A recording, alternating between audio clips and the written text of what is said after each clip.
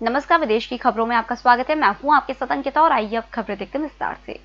America के पूर्व राष्ट्रपति बराक ओबामा का कहना है कि कांग्रेस नेता राहुल गांधी में एक ऐसे घबराए हुए और अनगढ़ छात्र के गुण हैं जो अपने शिक्षक को प्रभावित करने की चाहत रखता है, लेकिन उसमें विषय में महारत हासिल करने की योग्यता और जुनून की कमी है।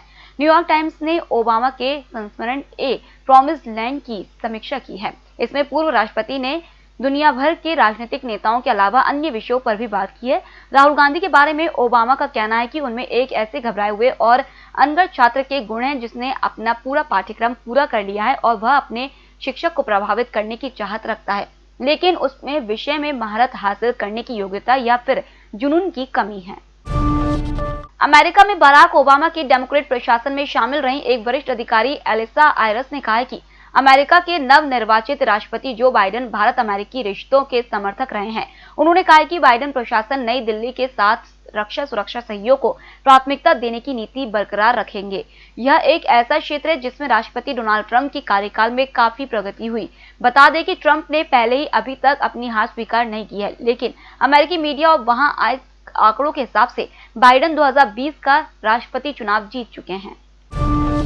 नवनिर्वाचित अमेरिकी उपराष्ट्रपति कमला हैरिस के पति डगलस एम हॉफ ने राजनीति में नहीं जाने के दावे के बावजूद उन्होंने व्हाइट हाउस में भूमिका अदा करने के लिए अपनी लॉ फर्म की नौकरी छोड़ दी है। फिलहाल पत्नी कमला हैरिस को बाइडेन द्वारा मिले टिकट के बाद से वे अपनी कानूनी फर्म DLA पाइपर से छुट्टी पर हैं। चुनाव अभियान के दौरान एम हॉफ का झुकाव राजनीति की तरफ हो गया। उन्होंने पत्नी के साथ इंस्टाग्राम पर अपनी फोटो साझा करते हुए लिखा, मुझे तुम पर गर्व है। लोकप्रिय अमेरिकी गायिका मैरी मिलबेन ने दुनिया भर में लोगों को दिवाली की शुभकामनाएं देते हुए बुधवार को गीत ओम जय जगदीश हरे अपनी आवाज में जारी किया।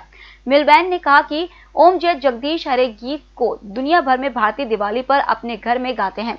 यह पूजा और उत्सव का गीत है। यह लगातार मुझे प्रभावित करता है और भारतीय संस्कृति के प्रति मेरी रुचि बढ़ाता है।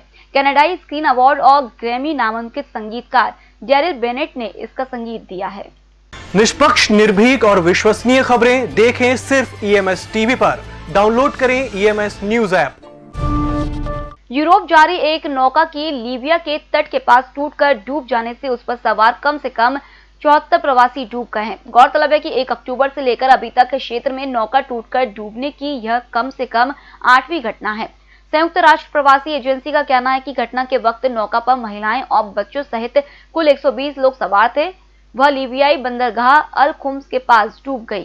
अंतर्राष्ट्रीय प्रवासी संगठन के अनुसार सिर्फ 47 लोगों को सुरक्षित बचाया जा सका। अमेरिका के हांगकांग के मुद्दे पर चीन के खिलाफ और प्रतिबंधों की चेतावनी है।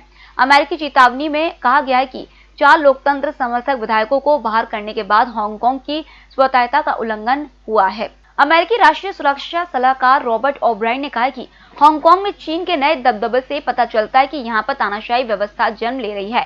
अमेरिका के व्हाइट हाउस ने हांगकांग के कदमों पर आगे चीन के प्रतिबंधों की चेतावनी दी है। दुनिया में कोरोना मरीजों का आंकड़ा शुक्रवार सुबह 5.5 करोड़ के पार हो गया। 3 करोड़ 71 लाख से ज्यादा लोग ठीक हो चुके हैं। अब तक 12,98,000 से ज्यादा लोगों की जान जा चुकी है। अमेरिका में संक्रमण की रफ्तार कम होने का नाम नहीं ले रही है। यहां गुरुवार को एक ही दिन में 1,40,000 मामले सामने आए। वहीं फ्रांस में लॉकडाउन से कम होते मामलों के बाद सरकार इसे 2 हफ्ते बढ़ाने पर विचार कर रही है।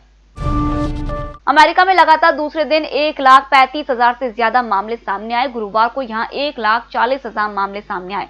इसके एक दिन पहले यानी बुधवार को 1,35,000 मामले सामने आए थे। कुल मिलाकर एक हफ्ते में 10 लाख से ज्यादा मामले सामने आ चुके हैं। इस बीच कोरोना वायरस टास्क फोर्स में शामिल और राष्ट्रपति डोनाल्ड ट्रंप के सलाहकार डॉक्टर एंथोनी फोसी ने कहा है कि अमेरिका में किसी लॉकडाउन की जरूरत नहीं है।